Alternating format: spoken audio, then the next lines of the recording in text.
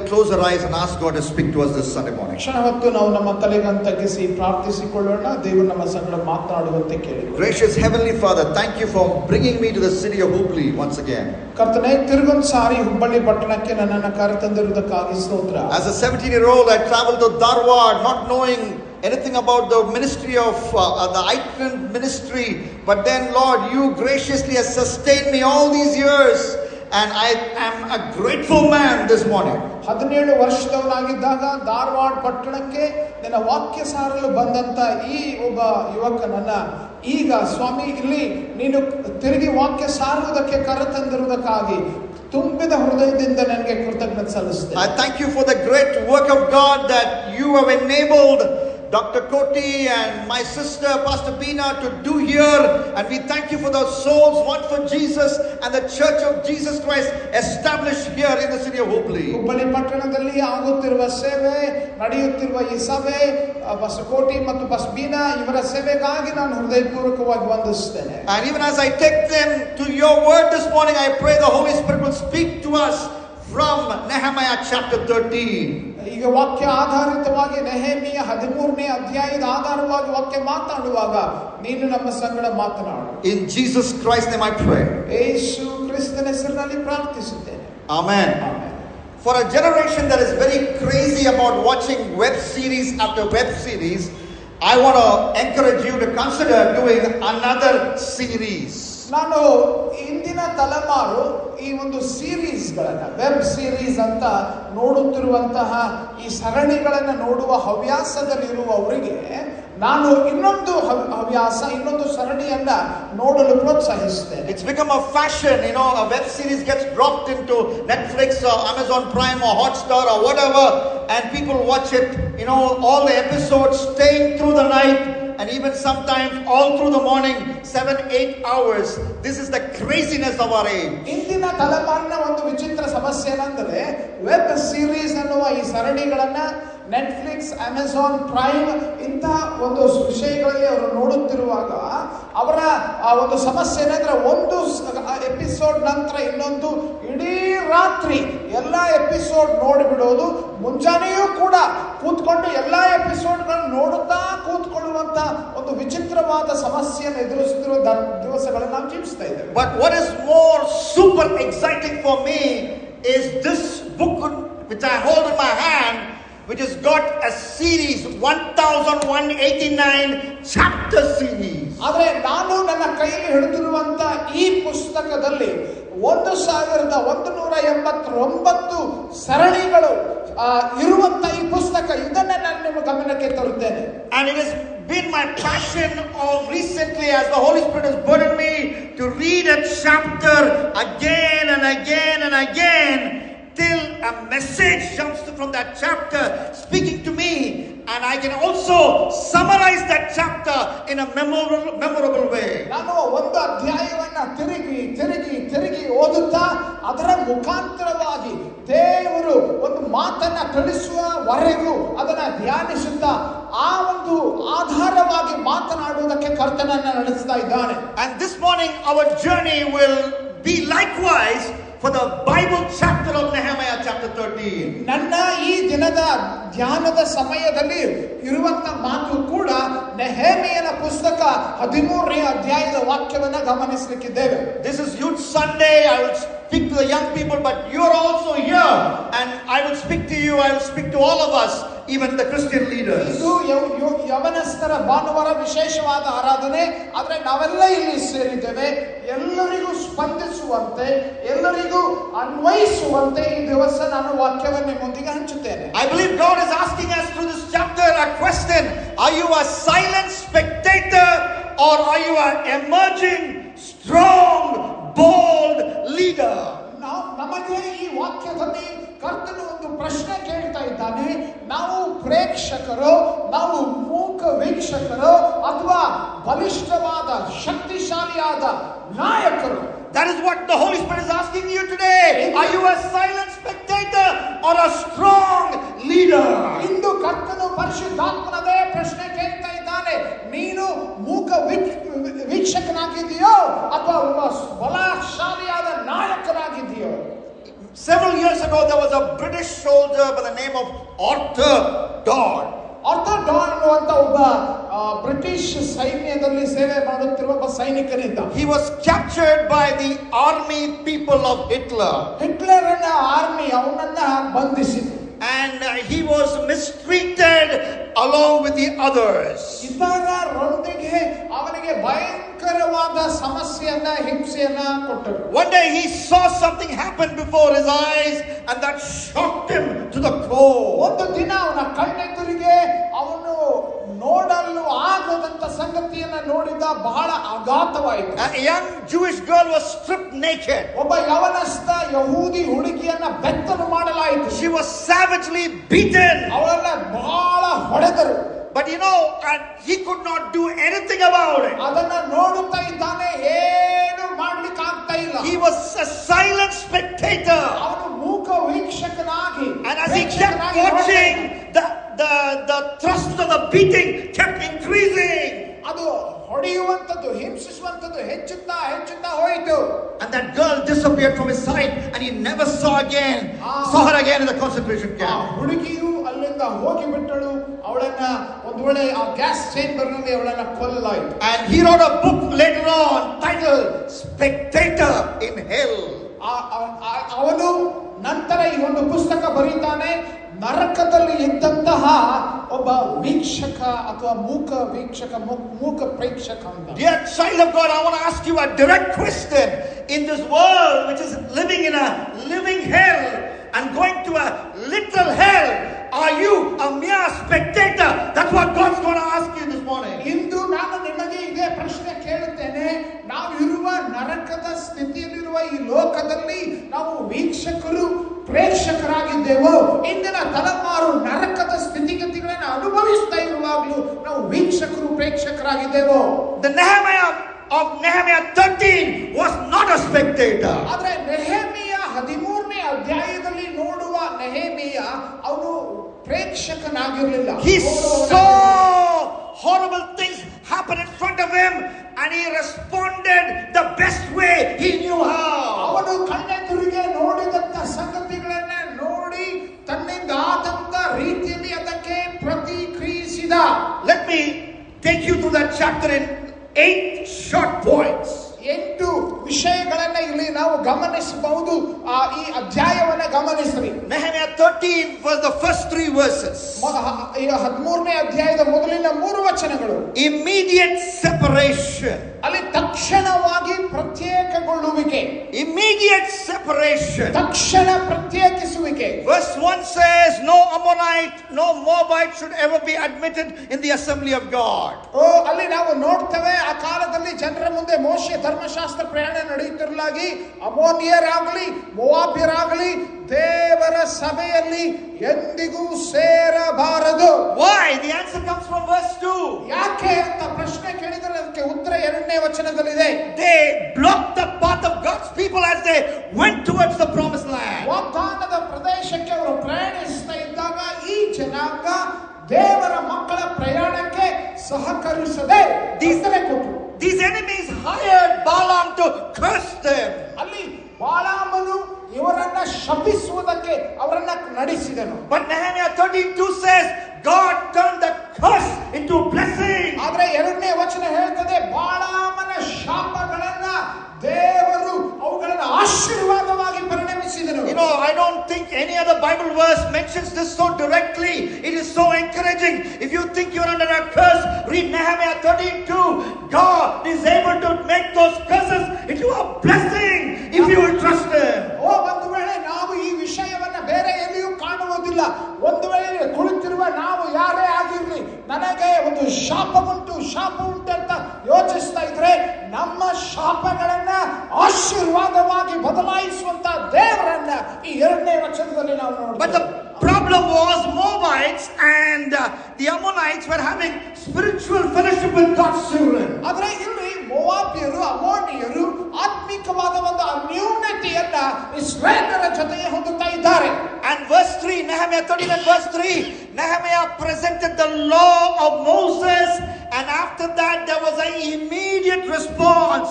They separated themselves from the Moabites Moabites and the Ammonites immediately without delay. ಮೂರನೇ ವಚನ ಹೇಳ್ತದೆ, ಅವನು ಅಲ್ಲಿ ಧರ್ಮಶಾಸ್ತ್ರವನ್ನ ತಿಳಿಸಿದಾಗ ತಕ್ಷಣವೇ ಅವರೆಲ್ಲರೂ ಅಂತಹ ಜನರಿಂದ ಬೇರ್ಪಟ್ಟರು, ಪ್ರತ್ಯೇಕವಾದರು. The law of God came to them.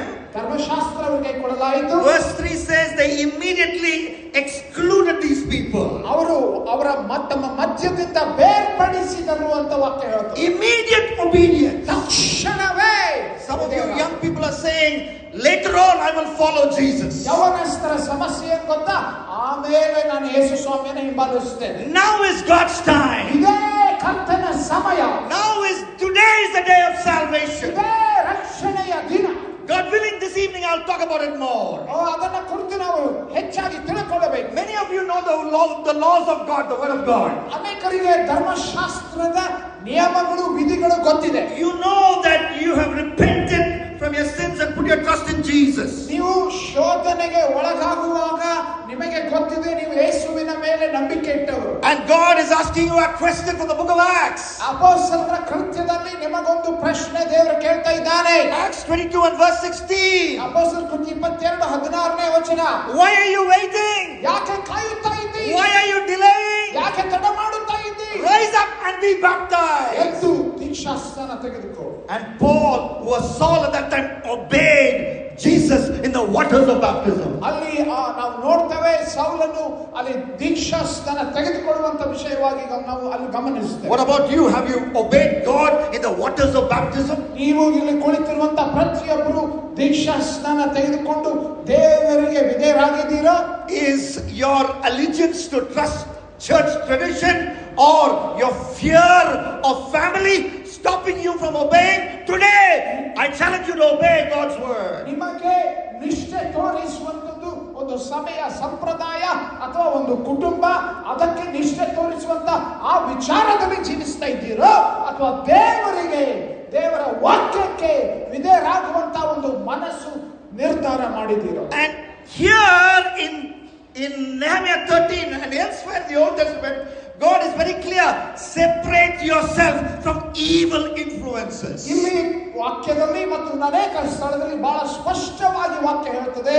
ದೇವರು ಹೇಳ್ತಾ ಇದ್ದಾನೆ, ಕೆಟ್ಟದಾದ ಪ್ರಭಾವ ಬೀರುವ ಸ್ಥಳ ಅಥವಾ ಜನರಿಂದ ಬೇರ್ಪಡಿಸು, ಪ್ರತ್ಯೇಕವಾಗು. Do it immediately. ತಕ್ಷಣವೇ ಮಾಡು. How do we apply that as New Testament Christians? ಹೊಸ ಒಡಂಬಡಿಕೆ ವಿಶ್ವಾಸಿಗಳಾಗಿ ನಾವು ಏನ್ ಮಾಡಬೇಕು? Well, we need to meet as many different people as possible and share the gospel with them. ನಾವು ಸಾಧ್ಯವಾದಷ್ಟು ಎಲ್ಲರಿಗೂ ಸ್ವಾರ್ಥಿಯನ್ನು ಸಾರಬೇಕಿದೆ. But in one area there is no compromise. ಆದರೆ ಒಂದು ವಿಷಯದಲ್ಲಿ ಯಾವುದೇ ಹೊಂದಾಣಿಕೆ ಮಾಡಿಕೊಳ್ಳಲು ಸಾಧ್ಯವಿಲ್ಲ. One area there must be a separation. ಈ ಒಂದು ವಿಷಯದಲ್ಲಿ ನಾವು ಪ್ರತ್ಯೇಕವಾಗಿ ಇರಲೇಬೇಕು. 2 John verse 10 talks about it. 2 ಯೋಹಾನ 10ನೇ ವಚನ ಹೇಳ್ತದೆ, If anyone brings any teaching that does not line up with the word of God on major issues, ನಮ್ಮ ವಾಕ್ಯಕ್ಕೆ, ದೇವರ ವಾಕ್ಯಕ್ಕೆ ವಿರುದ್ಧವಾಗಿರುವಂತ ಅಂಶ, ಅದು ಉಪದೇಶ ಒಂದು ವೇಳೆ ಯಾರಾದರೂ ನಮ್ಮ ಬಳಿ ಅದನ್ನು ತಂದರೆ, 2 John verse 10 says, you should not welcome him home. You should not keep eating and fellowshipping with him. ಅಂತವರನ್ನ ಮನೆಯೊಳಗೆ ಕರೆಕೊಳ್ಳಬಾರದು, ಅವರನ್ನು ಸಹವಾಸಕ್ಕೂ ಹೋಗಬಾರದು ಅಂತ ವಾಕ್ಯ ಹೇಳ್ತದೆ. This morning God is asking you, have you separated yourself from peddlers of false teaching, help populating false teaching? That's what God is asking his body today. ಇಂದು ಕರ್ತನು ನನ್ನ ಸಭೆಗೆ ಕೇಳುತ್ತಿರುವ ಪ್ರಶ್ನೆ ಇದು. ಅನೇಕ ದುರ್ಬೋಧನೆಗಳನ್ನು ನಾವು ಕೇಳ್ತಾ ಇದ್ದೇವೆ, ದುರ್ಬೋಧನೆಗಳು ಬರುತ್ತಾ ಇವೆ. ಇವುಗಳ ವಿಷಯದಲ್ಲಿ ನಾವು ಪ್ರತ್ಯೇಕವಾಗಿ ಬೇರ್ಪಡಿಸಿಕೊಳ್ಳುತ್ತಾ ಇರುವಂತ ಜೀವಿತ ನಾವು ಜೀವಿಸ್ತಾ ಇದ್ದೇವೆ. God is speaking to us from Nehemiah chapter 13. Nehemiah 13ನೇ ಅಧ್ಯಾಯದ ಮುಖಾಂತರ ದೇವರ ಅಂಶಗಳು ಮಾತಾಡ್ತಾ ಇದ್ದಾರೆ. Immediate separation. ತಕ್ಷಣವೇ ಬೇರ್ಪಡಿಸುವುದು. Not only immediate separation, ತಕ್ಷಣ ಬೇರ್ಪಡಿಸುವಂತದ್ದು ಅಷ್ಟೇ ಅಲ್ಲ, but privilege violation. ಅಲ್ಲಿ ಗೌರವಾನ್ವಿತವಾಗಿ ಉಲ್ಲಂಘಿಸಬೇಕು, ಅವಿಧೇಯರಾಗಬೇಕು. Look at Nehemiah 13 and 4 and 5. 4-5 ವಚನ ನೋಡ್ರಿ. We will not read the scriptures, but I'm going to talk about what the scriptures are speaking as you follow along with me. 4-5 ನೀವು ಓದಿರುವಾಗ ಈ ವಿಷಯ ಗಮನಿಸ್ತೀರಿ. There was a man called Eliashib. ಎಲಿಯಾಷಿಬನು ಅನ್ನುವಂತ ಒಬ್ಬ ಮನುಷ್ಯ. He was a priest in charge. ಅವನು ಯಾಜಕನಾಗಿದ್ದನು ಎಂಬುದು. He was very close to the enemy of God's people, and we read about him in the book of Nehemiah. ದೇವರ ವಿರೋಧಿಗಳ ಸಂಗಡ ಇವನು ಬಹಳ ಹೊಕ್ಕು ಬಳಿಕೆ ಉಳ್ಳವನಾಗಿದ್ದನು. And what was his name? Tobiah.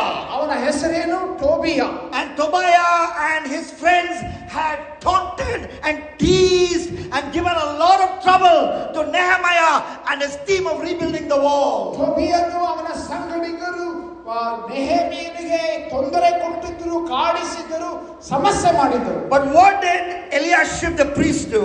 ಆಗ ಎಲಿಯಾಷೀಬನು ಏನ್ ಮಾಡ್ತಾನೆ?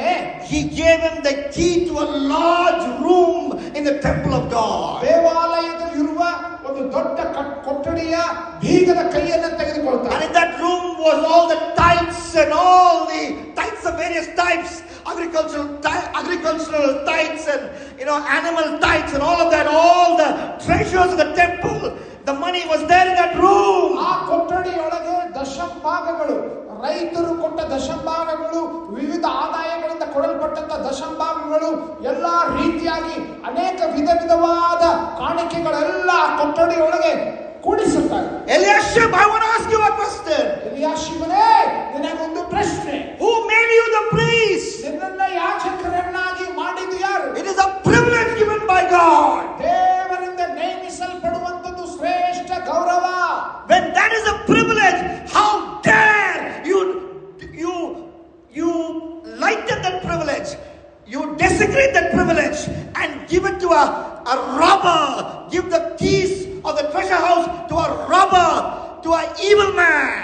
ಅಂತ ಶ್ರೇಷ್ಠ ಗೌರವ, ಯಾಜಕನಾಗುವ ಒಂದು ಶ್ರೇಷ್ಠ ಗೌರವ ದೇವರು ನನಗೆ ಕೊಟ್ಟಿರುವಾಗ ಆ ಸ್ಥಾನಕ್ಕೆ ಅಪಮಾನ ತರುವಂತ ಜೀವಿತವನ್ನ ಜೀವಿಸಿ ನಿಂದಿಸುವ ಹಾಗೆ ಒಬ್ಬ ಕಳ್ಳನಿಗೆ ಆ ಕೊಠಡಿಯ ಬೀಗದ ಕೈಯನ್ನ ಕೊಟ್ಟು ಯಾವ ರೀತಿಯಾಗಿ ನೀನು ದೇವರ ಸೇವೆಯ ಆ ಜವಾಬ್ದಾರಿಯನ್ನು ಹೀನೈಸ್ತಾ ಇದ್ದೀಯ? That's God's question. ದೇವರ ಪ್ರಶ್ನೆ ಕೇಳ್ತಾರೆ. God's question to Eliashib, God's question to you is also coming. ಎಲಿಯಾಷೀಬನಿಗೆ ದೇವರು ಕೇಳಿದ ಪ್ರಶ್ನೆಯನ್ನೇ ದೇವರು ನಮಗೂ ಕೊಡ್ತಾ ಇದ್ದಾನೆ. You have a wonderful youthful body that God has given you. ದೇವರು ನಿಮಗೆ ಯೌವನಸ್ಥರ ಒಂದು ಬಳಗವನ್ನೇ ಕೊಟ್ಟಿದ್ದಾನೆ.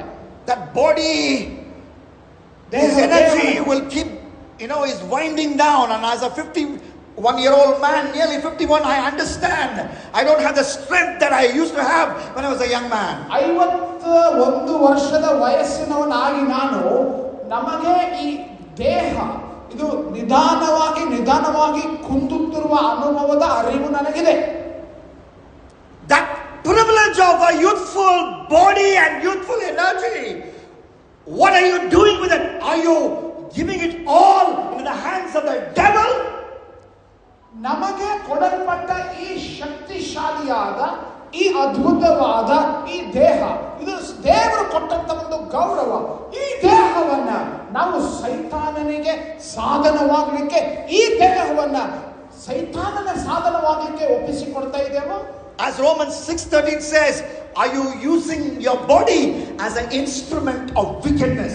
That's the question that God is asking. ರೋಮ 6:17 ನಾವು ನೋಡುವಂತೆ ದೇವರು ನಮಗೂ ಕೂಡ ಅದೇ ಪ್ರಶ್ನೆಯನ್ನು ಉಪಯೋಗಿಸ್ತಾ ಇದ್ದಾನೆ. ಈ ದೇಹವೆಂಬ ಸಾಧನವನ್ನ ದೇವರಿಗೆ ದುಷ್ಟತನವನ್ನ ಮಾಡುವ, ದೇವರ ವಿರುದ್ಧವಾಗಿ ದುಷ್ಟತನ ಮಾಡುವ ಸಾಧನವಾಗಿ ಬಳಸುತ್ತಾ ಇದ್ದೇವಾ?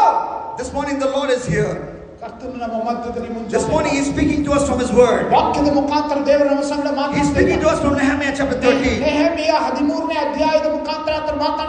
Immediate separation. Privilege violation. Thirdly, model leave application.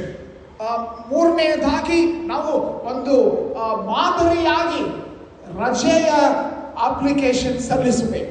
Nehemiah is an example for how you should apply leave with your earthly boss. He's an example for that. ನಿಮ್ಮ ಬಾಸ್ಗಳಿಗೆ, ನಿಮ್ಮ ಮೇಲಿರುವ ಅಧಿಕಾರಿಗಳ ಬಳಿ ನೀವು ಹೇಗೆ ರಜೆ ಕೇಳಬೇಕು ಅನ್ನುವಂಥದ್ದರ ಉತ್ತಮ ಮಾದರಿಯಲ್ಲಿ ನಾವು ನೋಡ್ತೇವೆ. Nehemiah 13 chapter 6 and 7. ನೆಹೆಮಿಯ 13ನೇ ಅಧ್ಯಾಯದ 6-7 ವಚನ. Nehemiah 13:6 says, Nehemiah went back to where he worked, where he had a job as a defense personnel, Black Cat Commando, you can call it, to Susa in Persia. Persia ದೇಶದ ಸೂಸಾ ಪಟ್ಟಣದಲ್ಲಿ ಇರುವ ಅವನ ಜವಾಬ್ದಾರಿ, ಅವನು ಒಬ್ಬ black cat commando ತರ ಒಂದು ಉನ್ನತವಾದ ಅಧಿಕಾರದಲ್ಲಿರುವಂತವನು ಆ ಸ್ವಸ್ಥಳಕ್ಕೆ, ಆ ಕೆಲಸದ ಸ್ಥಳಕ್ಕೆ ಹೋಗ್ತಾನೆ. And in Nehemiah 5:14, if you read it and you do the calculation, you understand that he was working so well for his boss. His boss gave him a 12-year leave. 5ನೇ ಅಧ್ಯಾಯ 14ನೇ ವಚನ ನೀವು ಓದಿದ್ರೆ, ಇವನು ಎಷ್ಟು ಉತ್ತಮ ಕೆಲಸಗಾರನಾಗಿದ್ದಂದ್ರೆ ಅವನ ಬಾಸ್ ಅವನಿಗೆ 12 ವರ್ಷದ ರಜೆ ಕೊಡ್ತಾನೆ. That was approximately the period between 445 BC to 432 BC before Jesus came to this earth. ಈ ಲೋಕಕ್ಕೆ ಯೇಸು ಸ್ವಾಮಿ ಬರುವುದಕ್ಕಿಂತ ಮೊದಲು 445 ವರ್ಷಗಳಿಂದ 432ನೇ ವರ್ಷದವರೆಗೂ ಅವನಿಗೆ ರಜೆ ಸಿಕ್ತು. And when he came for the first time, ಮೊದಲನೇ ಸಾರಿ ಅವನು ಬಂದಾಗ his boss asked him a question. Nehemiah 2:6. Nehemiah 2:6ರಲ್ಲಿ ನಾವು ನೋಡ್ತೇವೆ, ಅವರ ಬಾಸ್ ಈ ಪ್ರಶ್ನೆ ಕೇಳ್ತಾನೆ, Nehemiah, how long will your journey take? ನೆಹೆಮಿಯನೇ, ಇದು ಎಷ್ಟು ಕಾಲ ಬೇಕು ನಿನಗೆ? Nehemiah 2:6 says, his boss asked him, when will you come back? ಮತ್ತು ಅವನು ತಿರುಗಿ ಪ್ರಶ್ನೆ ಕೇಳ್ತಾನೆ, ನೀನು ವಾಪಸ್ ಯಾವಾಗ ಬರುತ್ತಿ? Every and everything is not recorded in the Bible. What is essential is recorded. I'm sure Nehemiah promised, boss, I will come back. When I finish my work, I will come back. You can count my word. ಅಲ್ಲಿ ಅವನು ವಿವರಣೆ ಕೊಡುವುದಕ್ಕೆ ಹೋಗಿರ್ಲಿಕ್ಕಿಲ್ಲ, ವಿವರಣೆ ಕೊಟ್ಟಿರಬಹುದು, but ಒಂದು ಸಾಹೇಬ್ರೆ ನಾನು ವಾಪಸ್ ಬರ್ತೇನೆ, ಖಚಿತವಾಗಿ ಬರ್ತೇನೆ ಅಂತ ಹೇಳಿದ್ದಾನೆ. And he kept his word. Nehemiah 13:6 and 7, he kept his word and he went back. ಆ ಮಾತಿನ ಪ್ರಕಾರ 13ನೇ ಅಧ್ಯಾಯದ 6-7 ವಚನ ಹೇಳ್ತದೆ, ಆ ಮಾತಿನ ಪ್ರಕಾರ ಅರಸನ ಬಳಿ ವಾಪಸ್ ಅವನು ಹೋಗ್ತಾನೆ. And then he took his permission once again to come back. ಮತ್ತೆ ತಿರುಗಿ ವಾಪಸ್ ಮತ್ತೆ ರಜೆಯ ಸಮಯ, ರಜೆಗಾಗಿ ಮತ್ತೆ ಕೇಳ್ತಾನೆ. Leave number 1, permission taken. ಅನುಮತಿ ತೆಗೆದುಕೊಂಡ. Leave number 2, permission taken. 2ನೇ ಸಾರಿ ರಜೆ ಕೇಳ್ತಾ ಇದ್ದಾನೆ, ಅದಕ್ಕೂ What do we do? We who work in the secular world. ನಾವು ಸ್ಥಳೀಯವಾಗಿ ಕೆಲಸ ಮಾಡುವಾಗ ಹೇಗೆ ರಜೆ ತೆಗೆದುಕೊಳ್ತೇವೆ? We only inform our boss about our already made decision to take leave. ನಮ್ಮಲ್ಲಿ ಅನೇಕರ ನಿರ್ಧಾರ ಏನಂದ್ರೆ ಆಗಲೇ ನಿರ್ಧಾರ ಮಾಡಿ ಆಮೇಲೆ ನಮ್ಮ ಸಾಹೇಬರಿಗೆ ತಿಳಿಸ್ತೇವೆ ಸುದ್ದಿ ಹಿಂಗೆ ಅಂತ. For the first leave, it may be my grandma died. ಮೊದಲನೇ ರಜಾ ನಮ್ಮ ಅಜ್ಜಿ ತೀರ್ಕೊಂಡ್ರು. And sometimes he wonders how many grandmas we have because they keep dying. ಕೆಲವೊಂದು ಸಾರಿ ಎಷ್ಟು ಅಜ್ಜಿಗಳು ಇರ್ತಾರೆ ಗೊತ್ತಿಲ್ಲ, ಯಾಕಂದ್ರೆ ರಜಾ ಕೇಳಲಿಕ್ಕೆ ಪ್ರತಿ ಸಾರಿ ಅಜ್ಜಿಗಳನ್ನ ಸಾಯಿಸೋದು. For leave number 2, you wanted to watch that cricket match, but you have diarrhea. I have diarrhea, boss.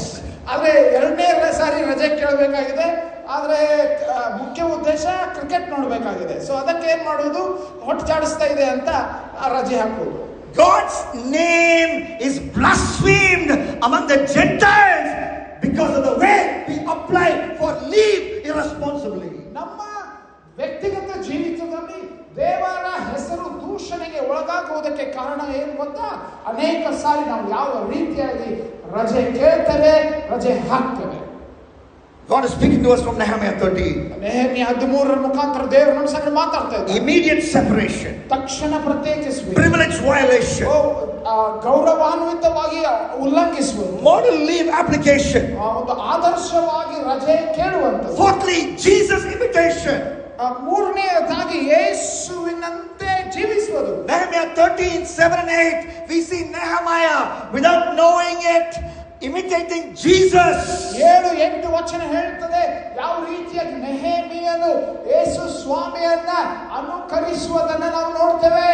Earlier in this IPL 2025, ಮೊದಲು IPL 2025 ಇವರ ವಿಷಯ ಗಮನಿಸಿರಿ. a 14-year-old kid from Bihar, ಬಿಹಾರಿನ 14 ವರ್ಷದ ಒಬ್ಬ ಹುಡುಗ, Vaibhav Suryavanshi, ವೈಭವ್ ಸೂರ್ಯವಂಶಿ ಎಂಬ ಒಬ್ಬ ಹುಡುಗ, he was sort of imitating what Sachin did as a 16-year-old. ಅವನು 16 ವರ್ಷದವನಾಗುವ ಹಾಗೆ ಅವನು ಸಚಿನ್ ತೆಂಡೂಲ್ಕರ್ ಅನ್ನ ಇಮಿಟೇಟ್ ಮಾಡುವಂತ ಕಾರ್ಯ ಮಾಡಲಾರಂಭಿಸಿದ. In 1989 in Pakistan, 16-year-old Sachin Tendulkar kept hitting sixes and fours of the then best leg spinner in the world. 1989ನೇ ಇಸ್ವಿಯಲ್ಲಿ ಸಚಿನ್ ತೆಂಡೂಲ್ಕರ್ ಪಾಕಿಸ್ತಾನ್ಗೆ ಹೋದಾಗ ಅಲ್ಲಿ ಅವನು 4ಗಳನ್ನ ಹೊಡೆಯುತ್ತಾ ಆ ಉತ್ತಮವಾದ ಆಟವನ್ನ ಪಾಕಿಸ್ತಾನದಲ್ಲಿ ಪ್ರದರ್ಶಿಸಿದ 16 ವರ್ಷ. And in this IPL, Vaibhav was imitating Sachin by hitting the best leg spinner of all time, Rashid Khan, and he reached his century by hitting him for a 6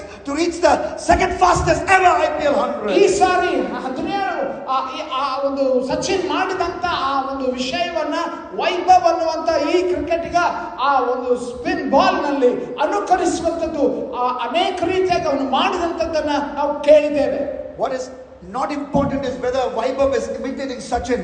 What is important is, are we imitating Jesus in our life day to day?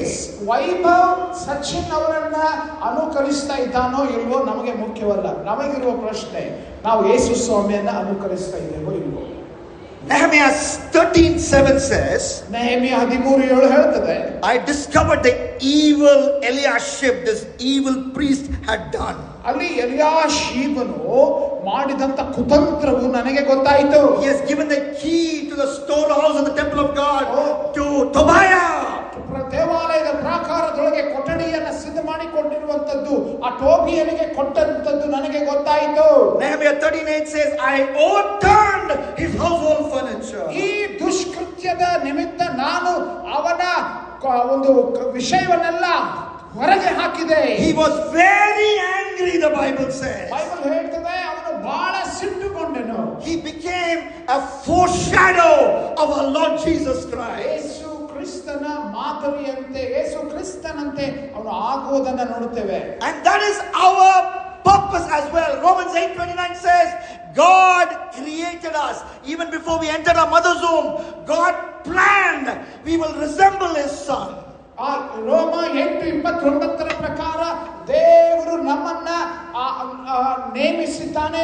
ಯಾರನ್ನ ಅನುಕರಿಸಲು? ಆತನ ತನ್ನ ಮಗನಂತೆ ನಾವು ಆಗಬೇಕೆಂದು, ಆ ಮಗನ ಸಾರೂಪ್ಯವುಳ್ಳವರಾಗುವುದಕ್ಕೋಸ್ಕರ ಮೊದಲೇ ನಮ್ಮನ್ನ ಆತನು ನೇಮಿಸಿದ್ದಾನೆ. And in 2 Corinthians 3:18 the Bible says, every day we must grow from one degree to another degree of glory.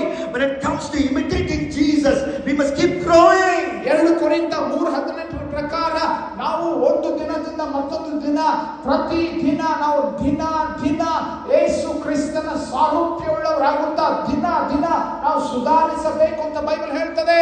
Immediate separation, ತಕ್ಷಣ ಬೇರ್ಪಡಿಸುವಿಕೆ, privilege violation, ಗೌರವಾನ್ವಿತವಾಗಿ moral leave application, ಮಾದರಿಯಾದ ರಜಾ, Jesus imitation. ಯೇಸುವನ್ನು ಅನುಕರಿಸುವುದು. God is speaking to us from Nehemiah 13. ನೆಹೆಮೀಯದ 13 ಮುಖಾಂತರ ದೇವರು ನಮ್ಮ ಸಂಗಡ ಮಾತಾಡ್ತಾ ಇದ್ದಾರೆ. Fifthly, discourage leaders' supplication. 5ನೇದಾಗಿ ನಾವು ನಾಯಕರ ಒಂದು ಭಿನ್ನಹವನ್ನ ನಿರಾಕರಿಸುವಂತದ್ದು. In Nehemiah 13:10-14, 10-14 ವಚನ ನೀವು ಓದುವಾಗ the Bible says, ಬೈಬಲ್ ಹೇಳ್ತದೆ, the Levites were not supported. ಲೇವಿಯರಿಗೆ ಯಾವ ಆಧಾರ ಇರಲಿಲ್ಲ. And Nehemiah asks a question in verse 11. 11ನೇ ವಚನದಲ್ಲಿ ನೆಹೆಮೀಯನು ಒಂದು ಪ್ರಶ್ನೆ ಕೇಳ್ತಾನೆ. Why is the house of the Lord neglected? ಯಾಕೆ ದೇವಾಲಯವನ್ನು ಅಲಕ್ಷ್ಯ ಮಾಡಿದ್ದೀರಿ? And in response in verse 12, the people start giving liberally again. ಮತ್ತೆ 12ನೇ ವಚನದಲ್ಲಿ ನೋಡ್ತೇವೆ, ಜನರು ಉದಾರವಾಗಿ ಸೇವೆಗೆ ಕೊಡಲು ಆರಂಭಿಸುತ್ತಾರೆ. In Nehemiah 13:13, he appointed a team of 3 treasurers to take care of the offering. ಅಲ್ಲಿ 3 ಜನರನ್ನ ಟ್ರೆಷರರ್ ಆಗಿ ಅಲ್ಲಿ ನೇಮಿಸಿ ಅವರು ಅದೆಲ್ಲ ಒಂದು ಕಾಣಿಕೆಗಳನ್ನ ಕೂಡಿಸುವುದಕ್ಕಾಗಿ ನೇಮಿಸುತ್ತಾನೆ. And in verse 14, Nehemiah makes a prayer. 14ನೇ ವಚನದಲ್ಲಿ ಅವನು ಒಂದು ಪ್ರಾರ್ಥನೆ ಮಾಡ್ತಾನೆ. It is a prayer of a discouraged leader. ನಿರಾಶೆಯಲ್ಲಿರುವ ಒಬ್ಬ ನಾಯಕನ ಪ್ರಾರ್ಥನೆ. How many of you know that leaders who serve the Lord can get discouraged? ಸೇವೆ ಮಾಡುತ್ತಿರುವ ನಾಯಕರು ನಿರಾಶೆಗೆ ಒಳಗಾಗ್ತಾರಂತೆ ಗೊತ್ತಾ ನಿಮಗೆ? How many of you know that your pastor also can get discouraged? ನಿಮ್ಮ pastor ಕೂಡ ನಿರಾಶೆಗೆ ಒಳಗಾಗುವಂತದ್ದು ಸಾಧ್ಯ ಅಂತ ನಿಮಗೆ ಗೊತ್ತಾ? How many of you know that I get discouraged? ನನಗೆ ನಿರಾಶೆ ಆಗ್ತದಂತ ನಿಮಗೆ ಗೊತ್ತಾ? And when we get discouraged, what do? ನಮಗೆ ನಿರಾಶೆ ಆದಾಗ ನಾವೇನ್ ಮಾಡ್ತೇವೆ? As if you're a real Christian leader, ನೀನು ನಿಜವಾಗ್ಲೂ ವಿಶ್ವಾಸಿ ಆಗಿರುವ ನಾಯಕನಾಗಿದ್ರೆ, you don't keep meeting people people after people. ನೀವು ಜನರನ್ನ ಒಬ್ಬರ ನಂತರ ಒಬ್ಬರು ಹಾಗೆ ಜನರನ್ನ ಭೇಟಿ ಆಗ್ತಾ ಹೋಗುವಂತವರಲ್ಲ. Because at the end of the day, people cannot be trusted. ಯಾಕೆ ಗೊತ್ತಾ? ಅಂತಿಮವಾಗಿ ಜನರನ್ನ ನಂಬುವುದಕ್ಕೆ ನಂಬುವ ಅರ್ಹತೆ ಇಲ್ಲ. We talk to God. ನಾವು ದೇವರ ಸಂಗಡ ಮಾತಾಡ್ತೀವಿ. What does that discouraged leader say to God? ಓ ಆ ನಿರಾಶೆಗೊಂಡ ನಾಯಕನು ದೇವರಿಗೆ ಏನು ಹೇಳ್ತಾನೆ? Nehemiah 13:14. 13:14. Remember me for this, O God. ನನ್ನ ದೇವರೇ, ನನ್ನ ಹಿತಕ್ಕಾಗಿ ನೆನಪು ಮಾಡಿಕೋ. Do not blot out what I have faithfully done. ನಾನು ನನ್ನ ದೇವರ ಆಲಯ ಮತ್ತು ಅದರ ಸೇವೆ ಸಂಬಂಧವಾಗಿ ಮಾಡಿದ ಭಕ್ತಿ ಕಾರ್ಯಗಳನ್ನು ನಿನ್ನ ಪುಸ್ತಕದಿಂದ ಅಳಿಸಿ ಬಿಡಬೇಡ. I have faithfully done this for the house of God. ನಾನು ದೇವರ ಆಲಯಕ್ಕಾಗಿ ಮಾಡಿದ್ದೇನೆ. These Levites did not have any pay. They were no way of supporting themselves. ಈ ಲೇವಿಯರಿಗೆ ಯಾವ ಸಂಬಳವಿರಲಿಲ್ಲ, ಯಾರು ಅವರಿಗೆ ಸಹಾಯ ಮಾಡುತ್ತಿರಲಿಲ್ಲ. And I ensured that problem was solved. ಆದರೆ ಅವರ ಸಮಸ್ಯೆಯು ಪರಿಹಾರವಾಗುವಂತೆ ನಾನು ಕೆಲಸ ಮಾಡಿದೆ. Remember me for this, Lord. ದೇವರೇ, ನನ್ನನ್ನು ನೆನಪು ಮಾಡಿ. People, I want you to know, people of God, I want you to know, Christian leaders, and I'm talking about your pastors, I'm also talking about the leaders who faithfully serve in the body of Christ. They work so hard, but they are rarely genuinely encouraged. ಸೇವೆ ಮಾಡುವಂತವರು ಪಾಸ್ಟರ್ಗಳು ಅನೇಕ ಸಾರಿ ಬಹಳ ಪ್ರಯಾಸ ಪಟ್ಟು ಕಷ್ಟಪಟ್ಟು ಸೇವೆ ಮಾಡ್ತಾರೆ. ಆದರೆ ಅವರಿಗೆ ಪ್ರೋತ್ಸಾಹ ಮಾಡುವಂಥದ್ದು ಬಹಳ ಕಡಿಮೆ ಪ್ರೋತ್ಸಾಹಿಸುವಂಥವ್ರು ಇದ್ದಾರೆ. And they respond in two ways.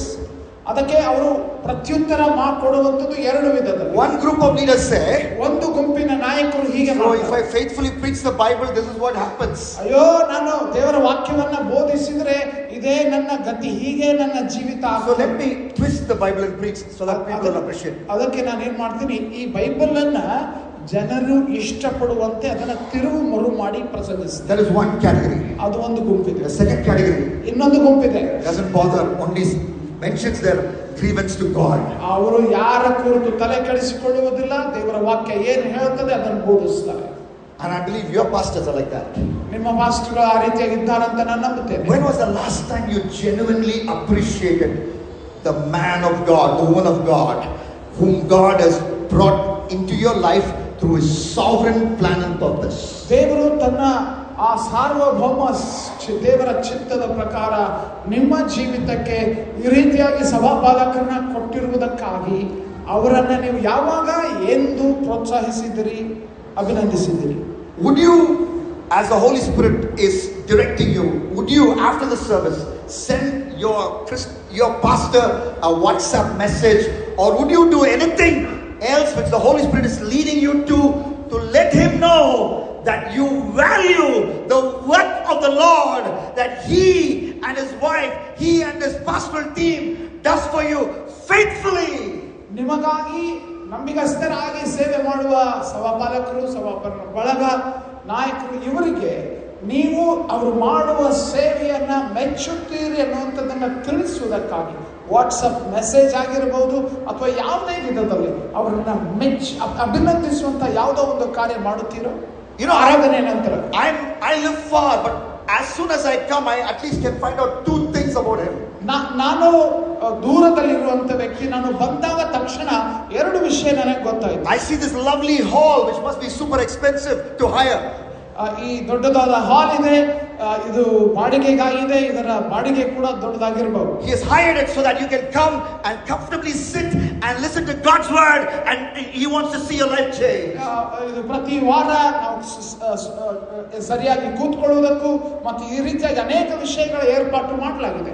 And for me, he is put me on a flight from Chennai to Bangalore to Hubli, so that I can travel comfortably and have the strength to minister to the young people the next 3 days. ಈ ಮುಂಬರುವ 3 ದಿನಗಳಲ್ಲಿ ದೇವರ ವಾಕ್ಯವನ್ನು ಬೋಧಿಸುವುದಕ್ಕಾಗಿ ನನ್ನನ್ನ ಚೆನ್ನೈದಿಂದ ಬೆಂಗಳೂರಿನಿಂದ ಹುಬ್ಳಿಗೆ ವಿಮಾನದಲ್ಲಿ ಕರೆಸಿದ್ದಾರೆ. So you need to have open eyes and open ears to look, to encourage genuine ministers of the gospel, because they need that encouragement. ಯಥಾರ್ಥವಾಗಿ ನಿಜವಾಗಿ ಸೇವೆ ಮಾಡುವ ಸೇವಕರನ್ನ ನಾವು ಉದ್ದೇಶಪೂರ್ವಕವಾಗಿ ಪ್ರೋತ್ಸಾಹಿಸಬೇಕು, ಅಭಿನಂದಿಸಬೇಕು. Immediate separation. ತಕ್ಷಣವಾಗಿ ಪ್ರತ್ಯೇಕಿಸಬೇಕು. Privilege violation. ಗೌರವಾನ್ವಿತವಾಗಿ ಅವಿಧೇಯರಾಗಿ. Model leave application. ಮಾದರಿಯಾದ ರಜೆಯ ಪತ್ರ ಕೊಡಬೇಕು. Jesus imitation. ಯೇಸುವನ್ನು ಅನುಕರಿಸಬೇಕು. Discouraged leaders supplication. ನಾಯಕರನ್ನ ನಿರಾಶೆಗೊಂಡಿರುವ ನಾಯಕರಿಗಾಗಿ ಪ್ರಾರ್ಥಿಸಬೇಕು. Let me finish with this. ಇದರೊಂದಿಗೆ ಮುಕ್ತಾಯಗೊಳಿಸುತ್ತೇನೆ. Missing loving devotion. ಪ್ರೀತಿಯ ಭಕ್ತಿಯನ್ನ ತಪ್ಪಿಸಿಕೊಳ್ಳದಂತೆ. Read 15th verse to 23rd verse of Nehemiah 13. Nehemiah 13ನೇ ಅಧ್ಯಾಯದ 15ನೇ ವಚನದಿಂದ 23ನೇ ವಚನದವರೆಗೆ ಓದ್ರಿ. The people are doing business even on Sabbath day. ಸಬ್ಬತ್ ದಿನದಲ್ಲಿಯೂ ಜನರು ವ್ಯಾಪಾರ ಮಾಡ್ತಾ ಇದ್ದಾರೆ. And when he tries to stop it, Nehemiah tries to stop it. ನೆಹೆಮಿಯನು ಅದನ್ನ ತಡೆಗಟ್ಟುವುದಕ್ಕೆ ಹೋಗ್ತಾನೆ. You know, they are waiting near the boundary wall. ಅಲ್ಲಿ ಆ ಬೌಂಡ್ರಿ ಇರುವ ಗೋಡೆಯ ಬಳಿಯಲ್ಲಿ ಅವರು ನಿಂತಿದ್ದಾರೆ. Why? Because with the neighboring state, I think it is Tyre. They have a business, and much of the business takes place in the boundary between Jerusalem and Tyre, these two cities. ತೂರ್ ದೇಶ ಮತ್ತು ಯೆರೂಸಲೇಮಿನ ಗಡಿ ಅಕ್ಕಪಕ್ಕದಲ್ಲಿದೆ. So ಅವರೊಂದಿಗೆ ವ್ಯವಹರಿಸುವುದಕ್ಕಾಗಿ ಇವರು ಪಕ್ಕದಲ್ಲಿ ಸಬ್ಬತ್ ದಿನದಲ್ಲಿ ವ್ಯಾಪಾರ ಮಾಡೋದಕ್ಕೆ ಹೋಗ್ತಾ ಇದ್ದಾರೆ. They are waiting for the Sabbath to get over so that they can resume the business instantly. ತಕ್ಷಣ ಸಬ್ಬತ್ ಮುಗಿದ ತಕ್ಷಣವೇ ಅವರು ವ್ಯಾಪಾರ ಮಾಡಬೇಕನ್ನುವಂಥದ್ದು ಅವರಿಗೆ ಬಹಳ ಮುಖ್ಯವಾಗಿ ಬಿಟ್ಟಿದೆ. It means they want to obey the letter of the law, but they don't want to obey the spirit of the law. ಅಂದ್ರೆ ಅವರ ಉದ್ದೇಶ ಏನಂದ್ರೆ ಅದರ ನಿಯಮದ ವಿಚಾರಕ್ಕೆ ಸಮ್ಮತಿ, ಅಂದ್ರೆ ನಿಯಮದ ಅಪೇಕ್ಷೆ ಪೂರ್ತಿಗೊಳಿಸ್ತಾ ಇದೆ. Book of Amos talks about it as well. ಆಮೋಸನ ಪುಸ್ತಕ ಇದೇ ವಿಷಯ ಹೇಳ್ತದೆ. ಆಮೋಸನು ಹೇಳ್ತಾನೆ, he says, are you waiting for the Sabbath to get over so that you can resume your business again? ಮತ್ತೆ ವ್ಯಾಪಾರ, ಮತ್ತೆ ಕೆಲಸ ಇದನ್ನ ಮಾಡುವುದಕ್ಕಾಗಿ ಯಾವಾಗ ಸಬ್ಬತ್ ಮುಗಿತನಪ್ಪ ಅನ್ನುವ ವಿಚಾರದೊಂದಿಗೆ ಬರುತ್ತೀರೋ ಅಂತ ಆಮೋಸನ ಕೇಳ್ತಾನೆ. You know, when you obey the laws of God, ನೀವು ದೇವರ ಧರ್ಮಶಾಸ್ತ್ರದ ವಿಧಿ ನಿಯಮಗಳನ್ನ ಹಿಂಬಾಲಿಸಿದರೆ obedience must come from love. ವಿಧೇಯತೆ ಪ್ರೀತಿಯಿಂದ ಆರಂಭವಾಗಬೇಕು. In the New Testament, we are not called to literally follow the Sabbath. ಹೊಸ ಒಡಂಬಡಿಕೆಯಲ್ಲಿ ನಾವು ಸಬ್ಬತ್ ಯಹೂದಿಯರ ಸಬ್ಬತ್ ಅನುಸರಿಸುವ ಅವಶ್ಯಕತೆ ಇಲ್ಲ. In the New Testament, our rest is not found in a day, but in the person Jesus Christ. ಹೊಸ ಒಡಂಬಡಿಕೆಯ ಸಬ್ಬತ್ ಅದು ದಿನವಲ್ಲ, ಅದು ವ್ಯಕ್ತಿ, ಅದು ಯೇಸು. But what about other laws that God gives us so that we must obey it because we love Him, because we are, we are washed with the blood and we love Him and we want to please Him in every way. ಆದರೆ ಉಳಿದ ನಿಯಮಗಳ ವಿಷಯದಲ್ಲಿ ಏನು? ನಾವು ಆತನನ್ನ ಪ್ರೀತಿಸುವುದರ ನಿಮಿತ್ತ ದೇವರ ವಾಕ್ಯ ಹೊಸ ಒಡಂಬಡಿಕೆಯಲ್ಲಿ ತಿಳಿಸುವಂತ ಇತರ ಆಜ್ಞೆಗಳನ್ನ, ಇತರ ವಿಷಯಗಳನ್ನ ನಾವು ಯಾಕೆ ಪಾಲಿಸಬೇಕು ಅಂತ, ನಾವು ಆತನನ್ನ ಪ್ರೀತಿಸುವವರಾಗಿರುವುದರಿಂದ ಆತನಿಗೆ ವಿಧೇಯರಾಗಬೇಕು. I can talk about any law, but this is Youth Sunday. Let me take up thorny topic. What about Hebrews 13:4? The marriage bed must be kept pure because God will judge the adulterer. ನಾವು ಅನೇಕ ಹೊಸ ಒಡಂಬಡಿಕೆಯ ನಿಯಮಗಳ ಕುರಿತು ಮಾತಾಡಬಹುದು, ಆದರೆ ಇದು ಭಾನುವಾರ, ಯವನಸ್ಥರ ಭಾನುವಾರ.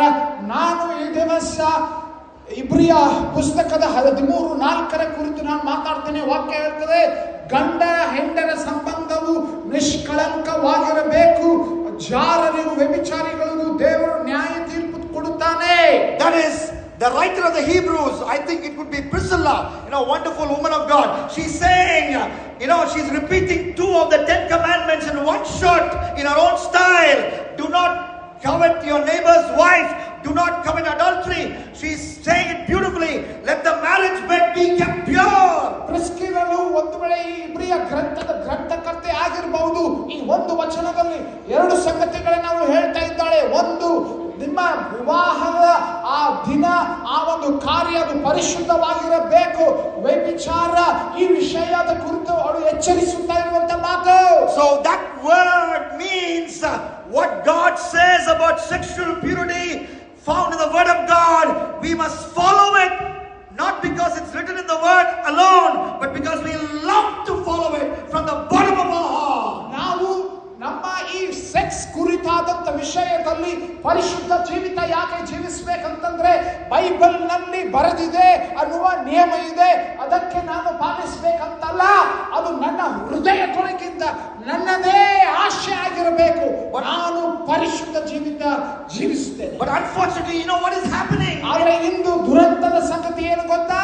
When you converse with young people ಯವನಸ್ಥರೊಂದಿಗೆ ಮಾತಾಡುವಾಗ who love Jesus, ಯೇಸುವನ್ನ ಪ್ರೀತಿಸುತ್ತೇನಂತ ಹೇಳುವ ಯವನಸ್ಥರು, when you study their questions, ಅವರಿಗೆ ಅವರ ಪ್ರಶ್ನೆಗಳನ್ನ ಕೇಳುವಾಗ their question is basically asking how much close I can get to sin so that I will not violate the written word of God. That is their question. ಅವರ ಪ್ರಶ್ನೆ ಏನು ಗೊತ್ತಾ?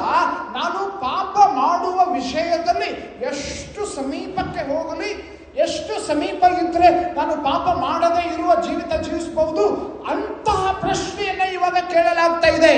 If you truly love Jesus and if that obedience comes from a heart and not a show of legalism, that's not what you will ask. ಒಂದು ವೇಳೆ ನೀವು ಯೇಸುವನ್ನ ನಿಜವಾಗಲೂ ಪ್ರೀತಿಸುವವರಾಗಿದ್ದರೆ ಒಂದು ನಿಯಮ ಪಾಲಿಸುವಂತಹ ವಿಷಯದಿಂದ ಆ ಪ್ರಶ್ನೆ ಕೇಳುವುದನ್ನ ಬಿಟ್ಟು ಸ್ವಂತ ಹೃದಯದಿಂದ ದೇವರಿಗೋಸ್ಕರ ಪರಿಶುದ್ಧ ಜೀವಿತಕ್ಕಾಗಿ ಒಪ್ಪಿಸಿಕೊಡುತ್ತೇವೆ.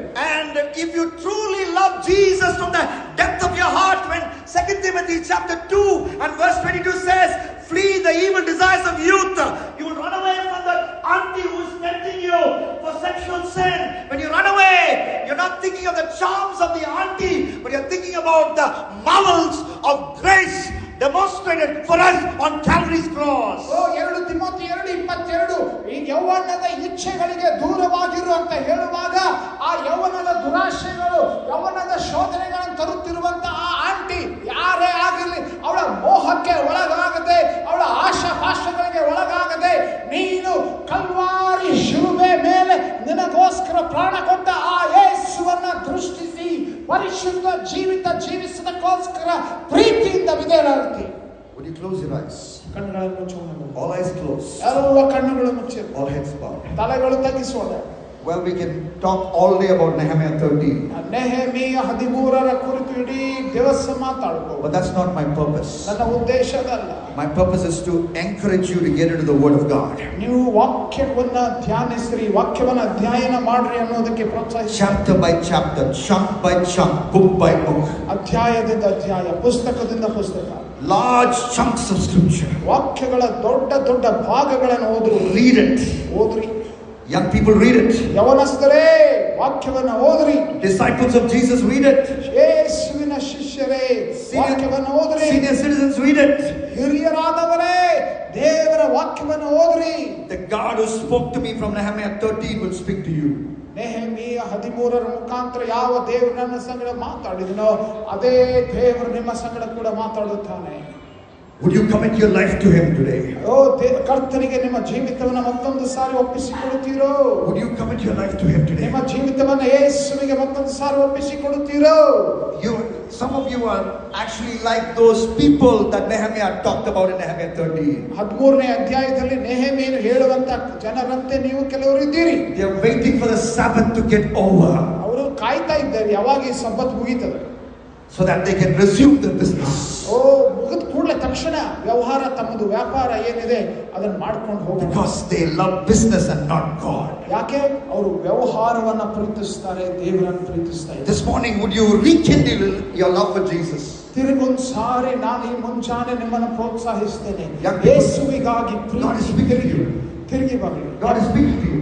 ನಿಮ್ಮ ಸಂಗಡ ದೇವರು ಮಾತಾಡ್ತಾ ಇದ್ದಾರೆ. God is saying that you are gone away from that love. ನೀವು ಆ ಪ್ರೀತಿಯಿಂದ, ದೇವರ ಮೇಲೆ ಇದ್ದ ಮೊದಲ ಪ್ರೀತಿಯಿಂದ ನೀವು ದೂರ ಹೋಗಿದ್ದೀರಿ. And because you've gone away from that love, ಆ ದೇವರ ಪ್ರೀತಿಯಿಂದ ದೂರ ಹೋಗಿರುವ ಕಾರಣ so much sin has come in. ನಿಮ್ಮ ಜೀವನದಲ್ಲಿ ಪಾಪ ತುಂಬುತ್ತಾ ಇದೆ. But this morning God is speaking to you directly. ಆದರೆ ಈ ದಿವಸ ದೇವರು ನಿಮ್ಮ ಸಂಗಡ ನೇರವಾಗಿ ಮಾತಾಡ್ತಾ ಇದ್ದಾರೆ. Will you turn from those sins? ಆ ಪಾಪಗಳಿಂದ ದೂರವಾಗುತ್ತೀರೋ? Will you rededicate your life for Jesus? ಜೀವನವನ್ನ ತಿರುಗೊಂದು ಸಾರಿ ಯೇಸು ಸ್ವಾಮಿಗೆ ಒಪ್ಪಿಸಿಕೊಡುತ್ತೀರೋ? Enough of playing games with God. ದೇವರೊಂದಿಗೆ ಆಟವಾಡುವುದನ್ನು ನಿಲ್ಲಿಸ್ರಿ. Would you do that? ಈಗ ಮಾಡುತ್ತೀರೋ? If you're doing that, I want you to slip up your hand. ನೀವು ಈ ರೀತಿಯಾಗಿ ಕರ್ತನಿಗೆ ತಿರುಗೊಂದು ಸಾರಿ ನೀವು ನಿಮ್ಮನ್ನು ಒಪ್ಪಿಸಿಕೊಡ್ತಾ ಇದ್ದಾರೆ. ನೀವು ಕುಳಿತ ಸ್ಥಳದ ನಿಮ್ಮ ಕೈಗಳ ಮೇಲೆ raise your hands. ನಿಮ್ಮ ಕೈಗಳ ಮೇಲೆ by raising your hand I'm saying ನೀವು ಕೈಗಳ ಮೇಲಕ್ಕೆತ್ತುವುದರ ಮುಖಾಂತರ ಹೇಳ್ತಾ there ಇದ್ದೀರಿ, is some spiritual slowness in my life. ನನ್ನ ಜೀವನದಲ್ಲಿ ಆತ್ಮೀಕವಾಗಿ ನಾನು ಕುಂದಿದ್ದೇನೆ. There is some slumber in my life. ನನ್ನ ಆತ್ಮಿಕ ಜೀವಿತದಲ್ಲಿ ನಿದ್ದೆ ಮಾಡ್ತಾ ಇದ್ದೇನೆ. But this morning God's word has come to me. ಆದ್ರೆ ಈ ಮುಂಜಾನೆ ದೇವರ ವಾಕ್ಯ ನನ್ನ ಸಂಗಡ ಮಾತಾಡಿದೆ. The fiery Nehemiah is speaking to me. ನೆಹೆಮೀಯನ ಮಾತು ನನ್ನ ಸಂಗಡ ದೇವರು ಮಾತಾಡ್ತಾ ಇದ್ದಾನೆ. I'm going to love God from the bottom of my heart. ನನ್ನ ಹೃದಯ ಆಳದಿಂದ ನಾನು ದೇವರನ್ನ ಪ್ರೀತಿಸುತ್ತೇನೆ. You raise that hand, I want you to get up. ನೀವು ಕೈಗಳನ್ನು ಎತ್ತಿರುವಂತವರು ನಿಂತು. I know this Sunday morning, but you can still. ಭಾನುವಾರ ಬೆಳಿಗ್ಗೆ ನಡೀತದೆ, ಎದ್ದು ನಿಂತ್ಕೊಳ್ಳೋಣ. Okay, this is not a call for healing. I believe in healing. ನಾನು ರೋಗ ಸೌಖ್ಯತೆ ನಂಬುತ್ತೇನೆ, ಇದು ರೋಗ ಸೌಖ್ಯತೆಗಾಗಿ ನಿಲ್ತಾ ಇಲ್ಲ. This is a call to get back to that place where you'll obey God, moved by love. ನೀವು ದೇವರಿಗೆ ವಿಧೇಯರಾಗುವುದಕ್ಕೋಸ್ಕರ ಪ್ರೀತಿಯಿಂದ ಪ್ರೇರೇಪಿಸಲ್ಪಟ್ಟು ನೀವು ಎದ್ದು ನಿಂತುಕೊಳ್ತೀರಿ. That love that you had for God once upon a time. ಮೊದಲು ಇದ್ದ ದೇವರ ಮೇಲಿದ್ದಂತ ಪ್ರೀತಿ. That love, say, Lord, give it back to me, Lord. ಹೇಳ್ರಿ ದೇವರೇ, ಮೊದಲಿದ್ದ ಪ್ರೀತಿಯನ್ನು ನನಗೆ ಕೊಡು. So that every command I read in your word, ನಾನು ಆ ನಿಮಿತ್ತ ನಿನ್ನ ಪ್ರತಿಯೊಂದು ಆಜ್ಞೆಗೆ ವಿಧೇಯನಾಗುತ್ತೇನೆ. I will understand that it is not given to kill my joy. ನನ್ನ ಸಂತೋಷವನ್ನೇ ಹಾಳು ಮಾಡುವುದಕ್ಕೋಸ್ಕರ ನೀನು ಇದನ್ನ ಕೊಟ್ಟಿಲ್ಲ. But I will understand it is for my good. ಇದು ನನ್ನ ಒಳ್ಳೆಯದಕ್ಕಾಗಿಯೇ ನೀನು ಕೊಟ್ಟಂತ ನಿಯಮಗಳಂತ ನಾನು ಗುರುತಿಸುತ್ತೇನೆ. It is for my wholesome Christ-like development. ನನ್ನ ಪರಿಪೂರ್ಣ ಕ್ರಿಸ್ತಿಯ ಸಾರೂಪ್ಯಕ್ಕೆ ಬೆಳೆಯುವುದಕ್ಕೋಸ್ಕರ ಕೊಟ್ಟ. And wholeheartedly obey. ನಾನು ಪೂರ್ಣ ಹೃದಯದಿಂದ ವಿಧೇಯನಾಗುತ್ತೇನೆ. Be it Christian giving.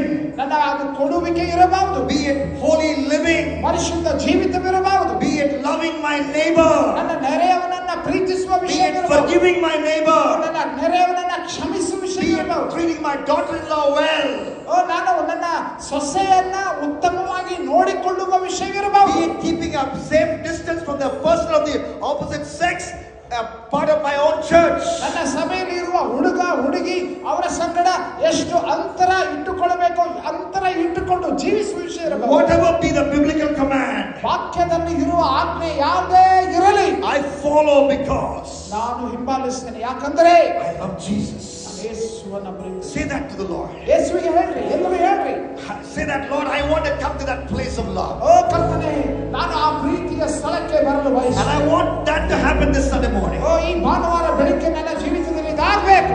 You know one thing about Nehemiah, if you notice in Nehemiah 13, Nehemiah 13ರಲ್ಲಿ ಒಂದು ವಿಶೇಷ ಗಮನಿಸುತ್ತೇವೆ. he is a man of raw emotions. ಬಹಳ ನಿಷ್ಠುರವಾದ ಭಾವನೆಗಳನ್ನ, ಅನಿಸಿಕೆಗಳನ್ನ ಹೊಂದಿರುವ ವ್ಯಕ್ತಿ Nehemiah. You know, elsewhere in the same chapter we read it, he even threw curses on people. ಅಲ್ಲಿ ವಾಕ್ಯದ ಇನ್ನೊಂದು ಭಾಗಗಳಲ್ಲಿ ಕೆಲವು ಜನರನ್ನು ಶಪಿಸುತ್ತಾನೆ. That's wrong. We should not do that. He's not an example for that. ಅದಕ್ಕೆ ಮಾದರಿ ಅವನೆಲ್ಲ ನಾವು ಜನರನ್ನ ಶಪಿಸಬಾರದು. But he's got that passion. ಆದ್ರೆ ಅವನಲ್ಲಿದ್ದಂತ That passion is coming from the love for Yahweh. ಆವೇಶ ಯಾಕೆ ಗೊತ್ತಾ? ಯೆಹೋವನನ್ನ ಪ್ರೀತಿಸಿದರು. That's why so much of emotion and passion. ಅದಕ್ಕಾಗಿ ಅವನಲ್ಲಿ ಆವೇಶ, ಅದಕ್ಕಾಗಿ ಅಷ್ಟೊಂದು ಪ್ರೀತಿ. Just ask God, Lord, I want my passion back. ಅದಕ್ಕಾಗಿ ಕರ್ತನಲ್ಲಿ ಕೇಳ್ರಿ, ಸ್ವಾಮಿ ನನ್ನಲ್ಲಿ ಇಂಥ ಭಾವನೆ ಕೊಡು. Lord, this Sunday morning baptize me with passion. ನನಗೆ ಈ ಭಾನುವಾರ ಬೆಳಿಗ್ಗೆ ಈ ರೀತಿಯಾದ ಆಶೆಯಿಂದ ಅಭಿಷೇಕಿಸು. The passion which I once had for your kingdom. ದೇವರನ್ನ ಪ್ರೀತಿಸುವುದಕ್ಕೋಸ್ಕರ ಅಂತ ದೊಡ್ಡ ಆವೇಶ ಕೊಡು. Crazy zeal I had for your kingdom. ನಿನ್ನ ರಾಜ್ಯಕ್ಕಾಗಿ ಅತ್ಯಂತ ಶ್ರೇಷ್ಠವಾದ ಉತ್ಸಾಹ ಕೊಡು. I want it back this morning, Lord. ನಿನ್ನ ಬಳಿ ನಾನು ತಿರುಗಿ ಬಂದು ಕೇಳ್ತೇನೆ. Pray. ಪ್ರಾರ್ಥಿಸು, ಎಲ್ಲರೂ ಪ್ರಾರ್ಥಿಸೋಣ. And when you do that, ನಾವು ಅದು ಮಾಡುವಾಗ you will not be a mere spectator, ಪ್ರೇಕ್ಷಕರಾಗಿ ಉಳಿಯುವುದಿಲ್ಲ. but you will be a soldier for Jesus. ಕ್ರಿಸ್ತನಿಗೋಸ್ಕರದ ಸೈನಿಕ. You will be a soldier leader for Jesus. ಯೇಸುವಿನ ಸೈನಿಕ, ಯೇಸುವಿನ ನಾಯಕನಾಗು. Not a mere spectator, ಪ್ರೇಕ್ಷಕನಲ್ಲ, but a soldier leader for Jesus. ಯೇಸುವಿನ ಸೇವಕ ನಾಯಕನಾಗು. Being shaped soldier leader for Jesus. ಕ್ರಿಸ್ತನಿಗಾಗಿ ರೂಪುಗೊಳ್ಳುವ ಒಬ್ಬ ಸೈನಿಕ ನಾಯಕನಾಗುತ್ತೆ. Say, Lord, I'm committing for that, Lord. ಅದಕ್ಕಾಗಿ ಒಬ್ಬ ಹಾಗೆ ನನ್ನನ್ನು ಒಪ್ಪಿಸಿಕೊಡ್ತೇನೆ. No more spectator. ಮೂಕ ವೀಕ್ಷಕನಾಗಿರಲು ಬರುವುದಿಲ್ಲ. When pastor says this work has to be done, ಈ ಕೆಲಸ ಆಗಬೇಕೆಂಬುದಾಗಿದ್ರೆ you will not be a spectator. ನಾನು ಅವ್ರು ಮಾಡ್ಕೊಳ್ತಾರೆ You ಬಿಡು will ಅಂತ not ಅಲ್ಲ. think that this family will take care of it. ಇವ್ರು ಮಾಡ್ಕೊಂಡು ಹೋಗ್ತಾರೆ ಅಂತಲ್ಲ. You will say, my family will take care of it. ನಾನು ಮಾಡ್ತೇನೆ, ನನ್ನ ಕುಟುಂಬದವರು ನಾವು I will take care of it. ನಾವು ಮಾಡ್ತೇವೆ. Because you are not a spectator. ಯಾಕಂದ್ರೆ ನೀವು ವೀಕ್ಷಕರಲ್ಲ, You are a leader. ನೀವು ನಾಯಕರು, You are a soldier. ನೀವು ಸೈನಿಕರು. And that's what God is calling you to do. ಅದಕ್ಕಾಗಿ ದೇವರು ಕರೀತಾ ಇದ್ದಾನೆ. Hallelujah, hallelujah. Thank you, Jesus.